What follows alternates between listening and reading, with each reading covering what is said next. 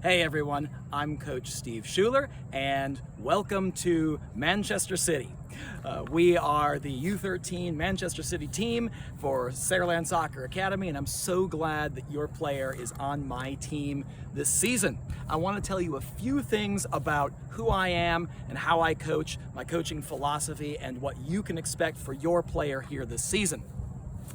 I started playing soccer as a kid. I played for YMCA teams at first. I played a couple of seasons on club teams when I got into high school. Then in college, I refereed. I refereed little kids' games. It was a lot of fun. Then I forgot about soccer for a while until my son came along and we started playing for Saraland. I started where you are right now as a soccer parent, just cheering from the sidelines, and then I decided that I wanted to jump in and help coach. And so that's where I've been. I've been coaching for SSA for the last 4 seasons, and I'm really excited about this season. Now, in real life, I'm a professional teacher. I'm a professor of English over at the University of Mobile. I teach for a living, and so my job, as I see it as a coach, is primarily as a teacher. I am here to teach your player how to play soccer better than he or she does right now, and I hope that by the end of the season, your player is better at the fundamentals of soccer, shooting, dribbling, passing, and field position than your player is right now. So that's the goal. However, I want you to remember something. At the end of the day, it's just a silly game. It's just a matter of trying to use your feet to put a ball into the back of a net. And when it really comes down to it, that's all there is. It's just a silly game. Now, I love the game of soccer.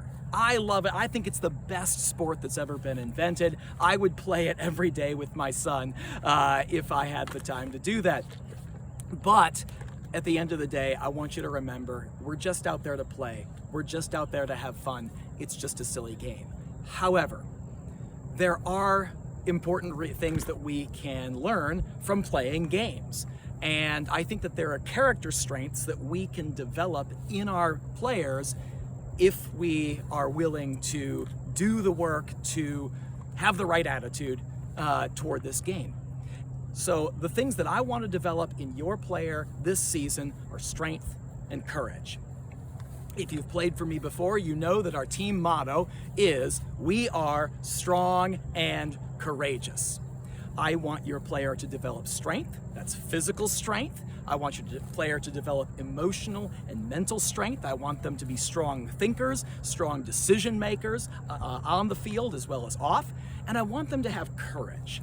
I want them to be brave. I want them to be willing to take good risks, to go for it, and to not be afraid to make mistakes. And then when they fail, to get up and try again, and try again, and try again until they get it right. Listen, I spend my professional life with 18 to 22-year-olds. And if there was one character strength that I could just magically give all of them, it would be courage.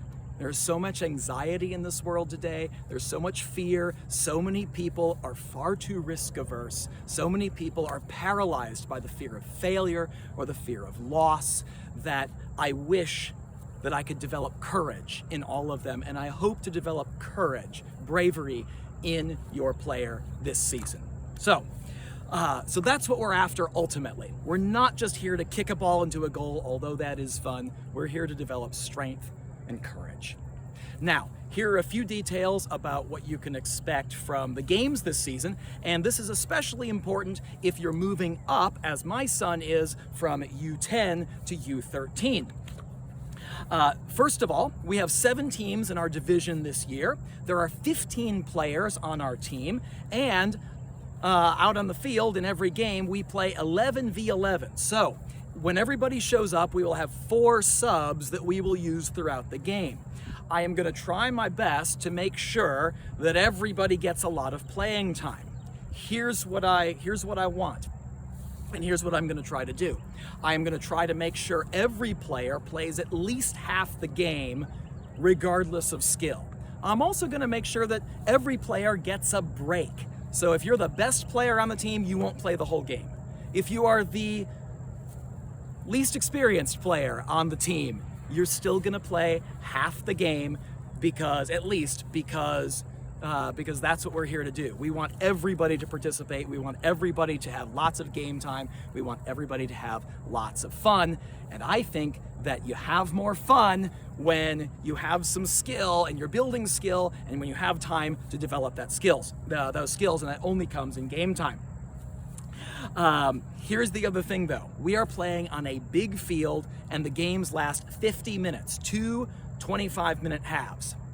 And what that means is that your player may get tired. If their player gets tired and can't play half the game, that's okay. We're gonna work on building up that stamina so that by the end of the season, everybody's gonna have the stamina to play a lot more than they actually than they're actually allowed to.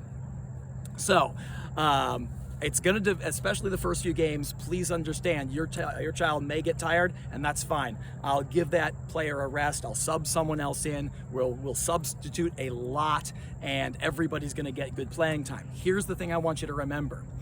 Just because your player doesn't start doesn't mean your player is a bad player. I won't always start my strongest players. Just because I take a player out doesn't mean the player has done something wrong. It just means it's someone else's turn to play. Everyone will take a break.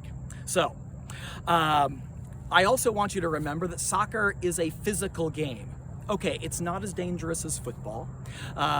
It's not as dangerous as baseball. But at the same time, we're out on the field with 22 kids all trying to kick the same object as hard as they can. What could possibly go wrong? There will be collisions. There will be minor bumps and bruises, and that is all part of the game. I do want you to understand, though, that just because a player goes down or just because there's a collision doesn't mean there's a foul that's been committed, although sometimes there is. It also doesn't mean we stop play right away unless it's an injury to the head. If there's a collision, the referee will probably let play go on a few seconds and let your player get back up, because most of the time the player will bounce right back up because we are strong and courageous, and that's what we do. When we got knocked down, we jump right back up, we bounce up, and we keep going. So just be aware that there are going to be bumps and bruises, and that's all part of the game. That's all part of building the physical and the mental strength that we're out there to do. So, a couple of other things to think about for practice. Here's what you can expect in practice. We are going to be training on the most important moves in soccer, which are dribbling and shooting and passing and defending. And those are the 4 things that we're going to be doing. I will occasionally send out some videos showing some of the footwork moves that I am training in practice that I would love your players to be practicing at home. We're going to practice hard. The practices are going to be fun. They're going to be game-like. You will not see your player standing in line waiting for his or her turn with the ball, ever. Everything in practice is going to involve your player either on the ball, dribbling or shooting, or passing, or getting into a position to receive the ball, or trying to steal the ball from another player. The whole practice revolves around those things. So, no line drills. It's going to be very, very game-like, and that does mean that it's going to be exhausting for the kids. I promise your players will come home tired from soccer practice every night. All right, let's talk about what you want to bring to practice or send to practice with the kids as well as to games. They do need soccer cleats, not football or baseball cleats. They do need soccer cleats. If they would like to bring their own ball to soccer practice, that would be super helpful. The more balls we have to practice with, the better we can do. We should have almost enough league balls for everybody, but sometimes we run short, especially when we lose balls in the woods. So feel free to bring your ball. We are now practicing and playing with a number 5 ball. It's a full-size soccer ball. If you're coming up from U10 use the number 4, the smaller ball. We're now on the 5. So start practicing with that bigger number 5 ball if you're not already. You'll want to wear shin guards to practice as well because, well, we're kicking things. So make sure that we're equipped with shin guards as well. And the last thing you absolutely must send with your child is water. Especially as it gets hot, we're going to take a lot of water breaks. We're going to do vigorous practice sessions and then a quick water break. Vigorous sessions and then a quick water break. Your kids are going to go through water. I'm going to recommend at least bringing 30 ounces if you can, because they're going to go through it quick, especially, as I said, as it gets hotter and hotter this season. So please send lots of water with your child for every practice. All right. And of course, parents, you are always welcome to stay and watch practice, or you can just drop your player off and go and have coffee or something, and then come back and pick up after practice. Please remember that for the U13, we are now going to be practicing at 6:30, from 6:30 to 7:30, or maybe a little bit later if the kids are really into it.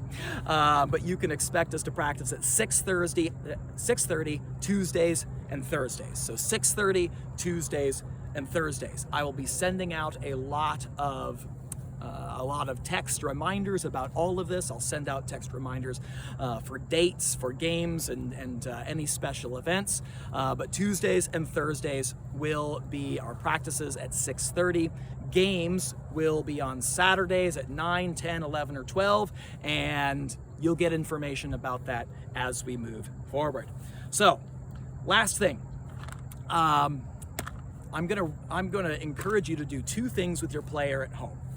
If you want to watch your player get better and encourage your player to exercise, to practice, and get involved with soccer outside of practicing games, two things I would love you to do. One is to get a number 5 soccer ball and find a big flat surface. You can use a goal if you like, but big flat surface, a fence, a wall, a garage door, the side of a shed, a concrete wall, a fence, something, anything that's hard that will rebound the ball, and let your player just take shots. Maybe mark out a space with tape or chalk or whatever, and just take shots. Take a shot, rebound the ball. Take a shot, rebound the ball over and over. And if you as a parent want to get involved, even if you know nothing about soccer, just stand in the way. Let your player dribble around you and take a shot. Dribble around you and take a shot over and over and over again. 10 to 15 minutes of that every day is awesome. Second thing I would love you to do is watch a game. Watch a professional game. Go and get an MLS game, a English Premier League game. Go and watch the old World Cup games from this last November. Watch some soccer with your player and see how the pros do it. So I think that's all I have for now. Thank you so much for your time. I'm really looking forward to coaching your player this season. Remember, we are strong and courageous. I will see you at practice.